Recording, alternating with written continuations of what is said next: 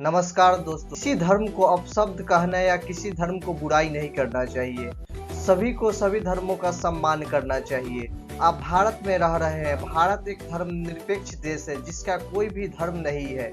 हाल ही में एक घटना सामने आई है जिसमें 2 सितंबर को तमिलनाडु के युवा खेल मंत्री और तमिलनाडु के मुख्यमंत्री एम.के. स्टालिन के बेटे उदयनिधि स्टालिन ने एक कार्यक्रम में शामिल हुए थे। उस कार्यक्रम का नाम था सनातन उन्मूलन कार्यक्रम।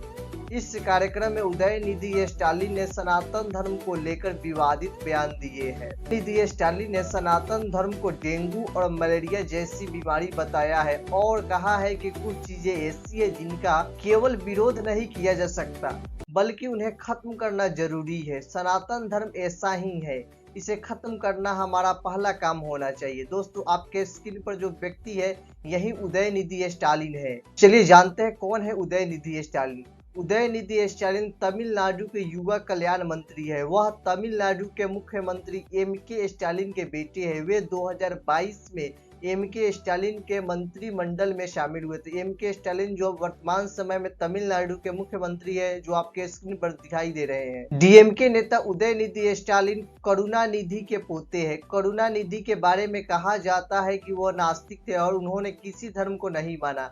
वो हमेशा सभी धर्म का सम्मान करते थे, लेकिन कई बार करुणानिधि हिंदुओं पर विवादित टिप्पणी की है जिसके वजह से वह विवादों में रहे हैं। उन्होंने एक बार कहा था कि हिंदू धर्म कुछ नहीं है। उन्होंने भगवान राम के अस्तित्व पर भी सवाल उठाए थे और कहा था कि उनके होने की कोई ऐतिहासिक प्रमाण नहीं है। आपके स्क्रीन पर जो व्यक्ति है यही करुणानिधि है। उदयनिधि स्टालिन के पिता एम.के. स्टालिन जो तमिलनाडु के मुख्यमंत्री है, उन्होंने उदयनिधि स्टालिन के द्वारा जो बयान दिया गया था उसका बचाव किया है। उदयनिधि स्टालिन के बयान पर भले ही देश भर में विरोध हो रहा हो, लेकिन उदयनिधि स्टालिन ने अपने बयान को लेकर कहा कि वह अभी भी अपने बात पर कायम है। सनातन धर्म के खिलाफ जहरीले बोल के सिलसिला थम नहीं रही है। उदयनिधि के सनातन विरोधी बयान पर बवाल अभी चल ही रहा था कि डीएमके के एक और नेता सनातन विरोधी बयान देने से उदयनिधि से एक कदम आगे निकल गए। डीएमके सांसद और पूर्व केंद्रीय मंत्री ए राजा ने सनातन की तुलना एचआईवी और कुष्ठ रोग से कर दी है। बुधवार को एक कार्यक्रम में ए राजा ने कहा कि उदयनिधि जो भी बोले वह काफी कम है। उनका रुख नरम था, इसलिए उन्होंने सिर्फ मलेरिया और डेंगू का। हकीकत तो यह है कि सनातन धर्म की तुलना एचआईवी और कुष्ठ रोग जैसी सामाजिक कलंक बीमारियों से की जानी चाहिए। आगे उन्होंने कहा कि सनातन धर्म एचआईवी और कुष्ठ रोग जैसी बीमारियों से ज्यादा घातक है।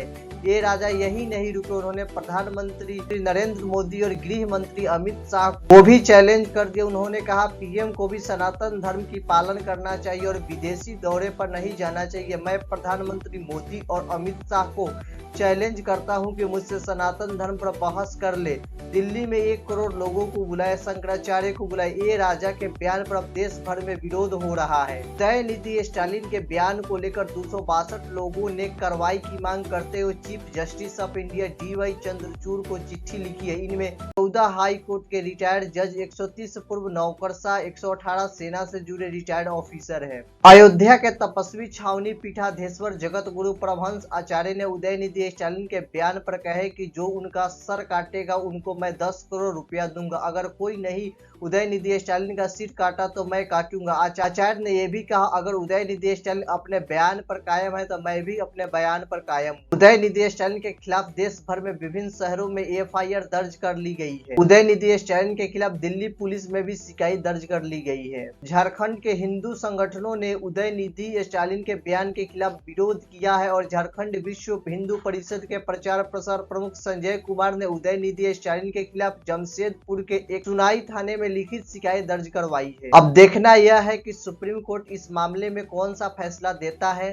दोस्तों, इस वीडियो में इतना ही। अगर आप चैनल पर नए हैं तो चैनल को सब्सक्राइब करें। धन्यवाद।